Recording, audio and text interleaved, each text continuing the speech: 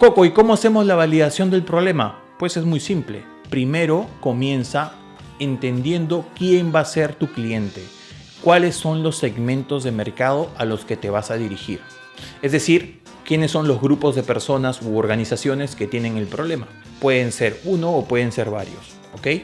Pero es importante definirlos. Por ejemplo, madres de familia que tienen hijos de primaria, vigilantes que trabajan en centros comerciales, personas mayores de 30 años que juegan videojuegos o jóvenes con problemas de ansiedad en la pandemia, pues, por ejemplo. Es importante definir estos segmentos, dependiendo del problema, obviamente. Una vez que ya tengas definidos esos segmentos, escoge uno para que comiences a hacer el ejercicio de validación. Es importante que vayas segmento por segmento. ¿Por qué? Porque cada segmento puede ver y puede percibir de forma diferente el problema. Puede tener vivencias y experiencias completamente diferentes. Por ejemplo, imaginemos que el problema sean los asaltos a mano armada en las ciudades.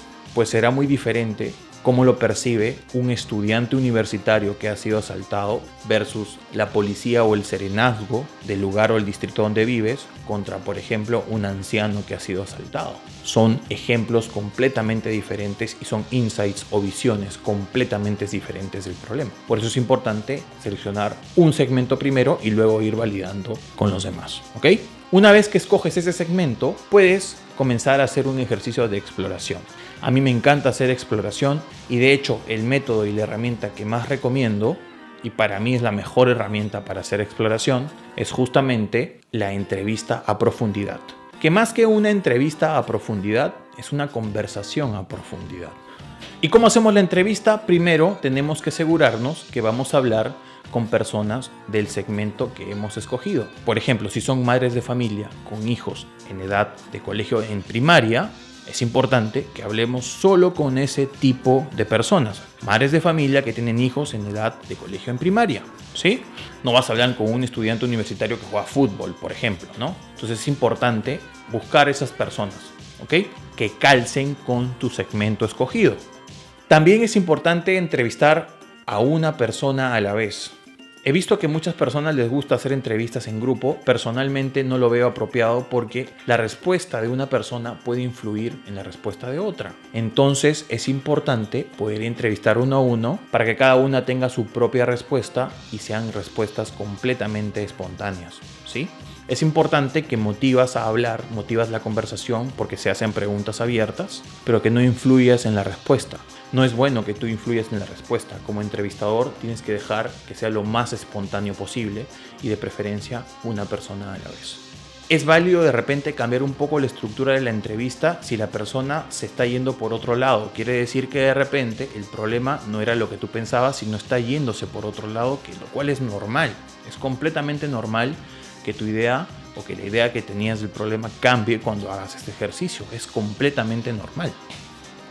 Pero ¿qué es lo que voy a preguntar? Antes de eso, les voy a decir cosas que no deben preguntar. Primero, no deben hacer preguntas cerradas. Para nada. Preguntas como, ¿te gustaría ganar dinero? ¿Te gustaría ahorrar tiempo en? Obviamente que a todos les gustaría ganar tiempo y dinero. Recuerdo muy bien un grupo emprendedor que, por ejemplo, dijo, ¿ayudarías a niños que no tienen que comer? Obviamente, a todo el mundo le gustaría ayudar gente, o a la gran mayoría. Es obvio, o es casi obvio. Entonces, es importante que sepas hacer bien las preguntas. Primero, que no deben ser preguntas cerradas, tienen que ser lo más abiertas posible. Y la regla de oro en este tipo de ejercicios es que no vas a hablar de ninguna solución.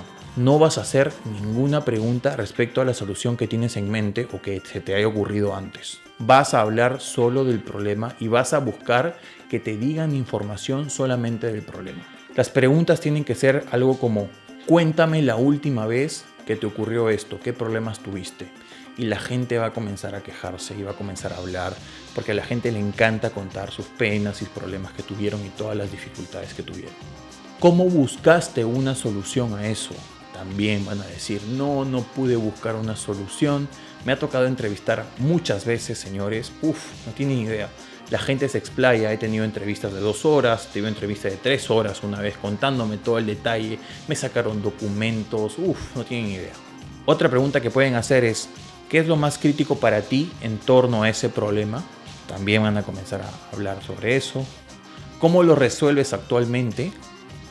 ¿Qué te da miedo que suceda? ¿O qué es lo que podría salir mal? ¿Cómo te sientes cuando pasan esas cosas? Es importante saber también las emociones. Y todas las preguntas que les he dicho son preguntas abiertas, son preguntas que abren una conversación a profundidad. Y uno tiene que apuntar todo y todo el aprendizaje que recibe a partir de ello. ¿Ok? Cuando ven que la conversación se está desviando, pues traten de alinear un poco la conversación y hacer una pregunta abierta relacionada también al problema o justamente a la temática en la que han ahondado y que les gustaría saber más. Repito, a veces sucede que la gente te habla de otras cosas y es importante escuchar esas otras cosas. No tienes que cerrarte en que el problema era este y yo tengo que validar ese problema. No, porque a veces cambia completamente. Me ha pasado muchas veces.